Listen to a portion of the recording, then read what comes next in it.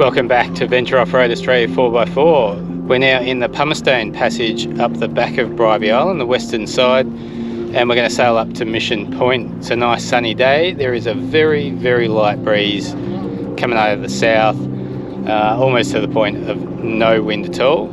So thought we're going to give it a go flying the Spinnaker. This is going to be our very first time, so let's see how it goes. Alright, up we go with the Spinnaker.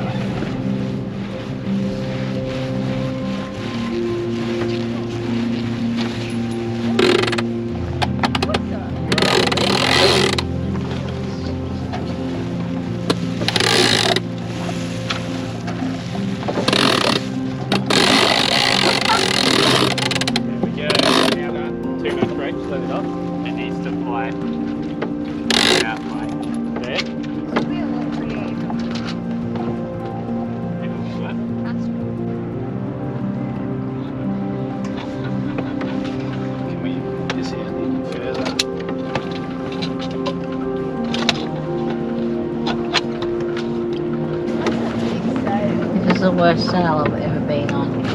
Is it? We're not moving. You're moving. We're not. Doing 1.1 knots. Jesus, you complain when it's too fast, you complain when it's too slow. True. There is no pleasing. We'll see how if it takes 10 minutes to pass this boat up here. I'm just looking at this marker. We are catching it. The wind's moving as well. Now coming from over there. From over where? There. Yeah, right. That's directly over there. So you might have to do something. Otherwise we'll have to turn. You don't need me to pull that? No, I don't know. As I prepared the drone to get some aerial video of the Spinnaker, the wind shifted to the east, meaning that we could no longer head north up the passage while flying the Spinnaker.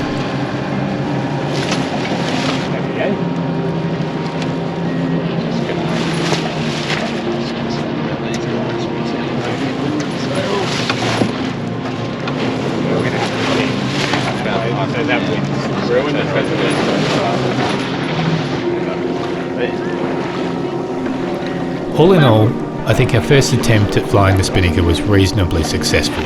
We hoisted it without any twists or tangles, it filled with what little air there was, and we brought it back down without dropping it into the water. So not too bad for a first attempt.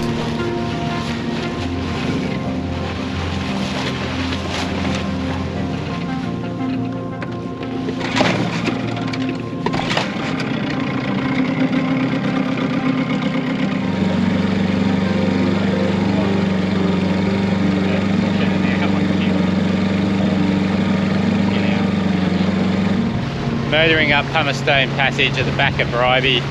Unfortunately, the wind is just not playing the game for us. I thought there would be enough wind to give the Spinnaker a try out, which I mean there was just barely enough wind to do that. We were only really making 1 knot, which wasn't going to cut it. We'd end up trying to sail it for 6 hours or something. But in saying that, the wind in the channel or in the passage is actually seeming to come more out of the east than the south, which is what the forecast is. So I'm guessing that the passage itself is affecting the wind direction. So unfortunately that means that we're going to have to motor all the way to Mission Point at this stage unless we have a big change in the wind. But still, we'll check it out, see how we go, see what the camping's like at Mission Point anyway. Hopefully we'll have a nice couple of days just relaxing up there, maybe have another crack at fishing.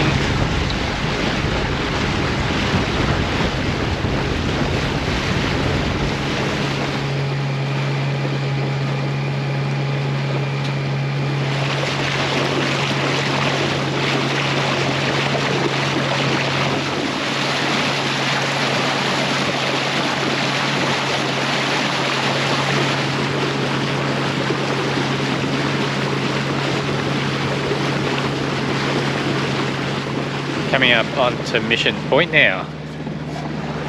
Not really sure exactly where our camp spot's going to be. Looks like there's a tent in there. I'm just up the front here, spotting the campsite and checking the water depth while Craig motors us in. Finishes the motoring in. which has been quite unfortunate that we really haven't had a sail.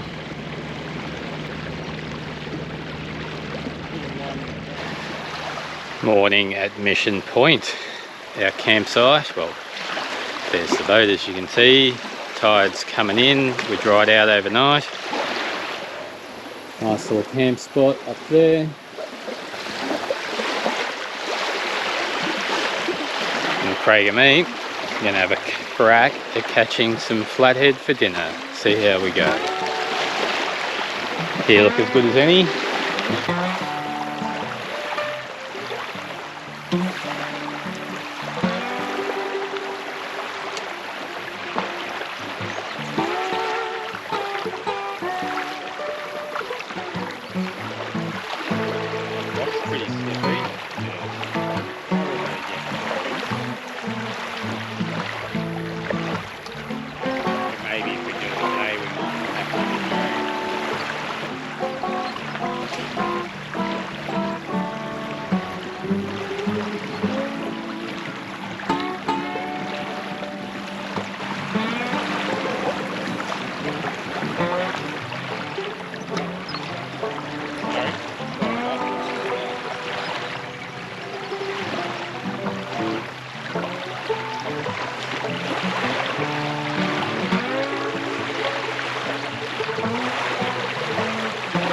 That is another fishing fail. No flathead for us. Maybe we'll try again later. Fishing is just not something I'm good at. And I think my expectation is that I'm going to cast it 3 or 4 times and catch a fish, and it just never happens. So I get bored and I'll do something else. Back to camp.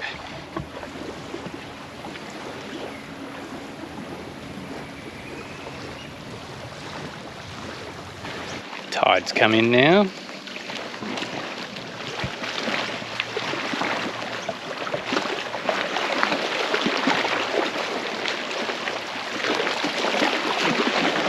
Not a whole lot to do, just relaxing. Sitting and relaxing. Again, no real wind to speak of today, so no real opportunity to go for a sail through here. So, relaxing it is.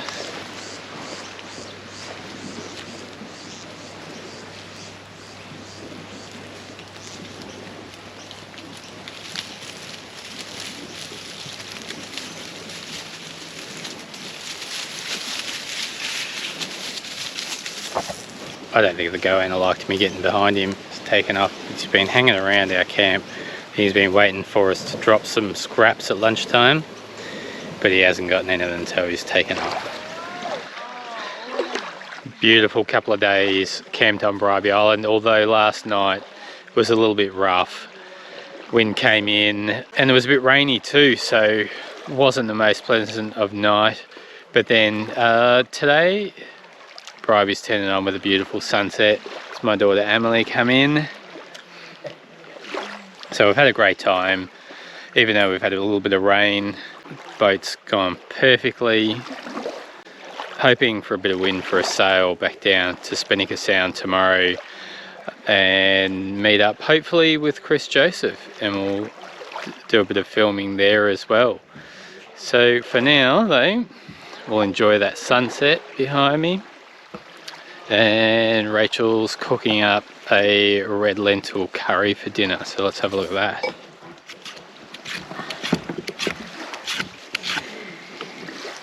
It might look like a bit of chaos right now. Doesn't look like I know, chaos. I assure It looks you. like a lot of vegetables. It is a lot of vegetables. I hope they fit in Not that even any pan. meat. They will.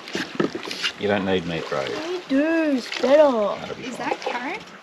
Yes, it is. Well, for this. I don't know, really. Caught on camera eating the vegetables. That's okay, you can eat the vegetables. What vegetables are you eating? Oh no. Carrot. What'd you do, bro? Miss Dobson's obsessed with Where do I even put capsicum. this? Is she? I don't know. Put it over. We were camped down at site number 11 but the tide is going to be pretty low in the morning, and that was a pretty flat area, and we're going to struggle to actually get the boat out or keep the boat out in the water overnight. Mosquito biting my forehead, I think. The low tide is at 9:30, and where we were at site 11, we would have been lucky to get out 3 hours either side of that low tide, so we weren't really keen for a 6:30 departure. Would have meant probably, you know, an hour or so pack up. So we've moved up here to site number 4, which is where we're actually meant to be anyway, but there's not many people about, so we could have stayed there had we have wanted to. But yeah, nice little spot up here. I would say that the spots north of the toilets here at Mission Point on Bribie Island make easier boat access, and there's no coffee rock here. There was coffee rock down in those lower campsites south of the toilets. And I'd say that the water is a little bit nicer, or the beach access is a little bit nicer at these northern camps as well. If you want nice beach access and easier to get out on the low tides, then the northern spots 1 to 9 is going to be the go for you. And if you want a bit more seclusion, then the southern site south of the toilet 9 to 12, I think it is. That's my verdict on the Mission Point campground. It is pretty good though, cannot complain. Nice little spot. I wouldn't say it's the greatest area for swimming, but it is a beautiful location. Back to the curry. The red one, bro. Oh, doesn't matter. It does matter, bro. No, bro. I'm I'm working hard, bro. Right, bro. Oh, Whoa, whoa. we're having a capsicum argument here. What's better, red or green? Well, I put in the green one, and I should have put in the red one because it was more aesthetic for trade. Why didn't you put in both? Because it's too much. Too much. Two capsicums. Capsicum really isn't it. It is though. I think the It's not, audience I should don't really like it. give their opinion. It's okay. Red or green capsicum, which is better? I don't really have a preference. Especially Yeah, comment. in the curry. Leave us a comment, red or green capsicum. This is really important stuff. We need your input. Oh my god. Craig has been doing his research about capsicums. Wow. Clearly. He What's the truly research loves say? his capsicum. Capsicums have 10 times more vitamin C than oranges. There you go. This is what I've read anyway. Don't eat an orange, eat a capsicum. Isaac's helping out with cooking. Starting out with the onion and the red curry paste. While I dry all these dishes. I tried more. Craig's working hard over there. I worked hard. You worked hard. Yeah. And we're proud of you. Thanks. So what do we got going in there, Rachel? Talk us through it.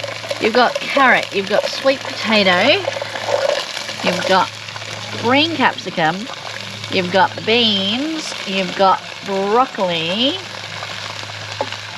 and you've got zucchini. All the good stuff. That's a lot. That is a lot, but it will reduce down a little bit. And then, are we draining the water from these or not? Yeah. Am I supposed to like stir these? Yep. Get them all. Stir 'em good. Say, oh, you're a cheeky vegetable. You're a cheeky vegetable. Now the red lentils going in. They've been soaking for a good half an hour in a bowl of water.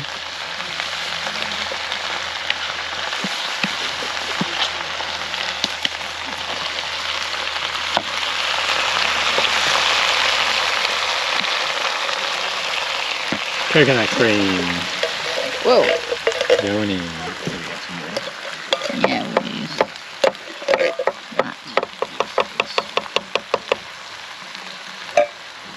Let's see.